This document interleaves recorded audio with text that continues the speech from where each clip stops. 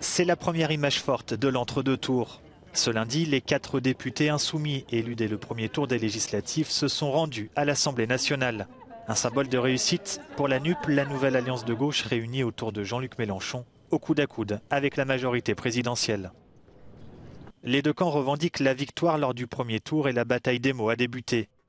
La première ministre Elisabeth Borne a qualifié le leader de la France insoumise de premier menteur, lui qui conteste les chiffres du ministère de l'Intérieur et n'a pas hésité à employer le terme de république bananière.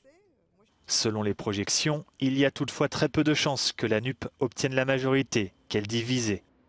Nous verrons ça dimanche, c'est quand même très peu probable. Les projections les plus hautes pour la NUP et les plus basses pour la majorité présidentielle donnent 60 à 70 sièges d'avance pour la majorité présidentielle. C'est quand même très conséquent.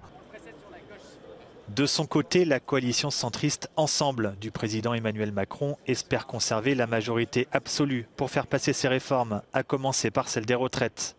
Il lui faut pour cela obtenir 289 des 577 sièges et rien n'est joué.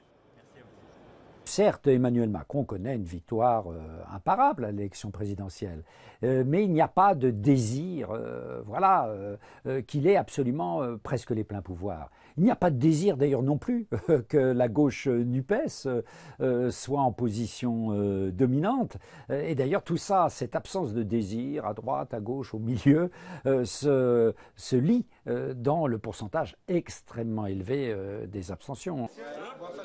Seule une participation accrue, ce qui n'est pas vraiment la tendance au vu des dernières élections, pourrait bénéficier à l'union des partis de gauche.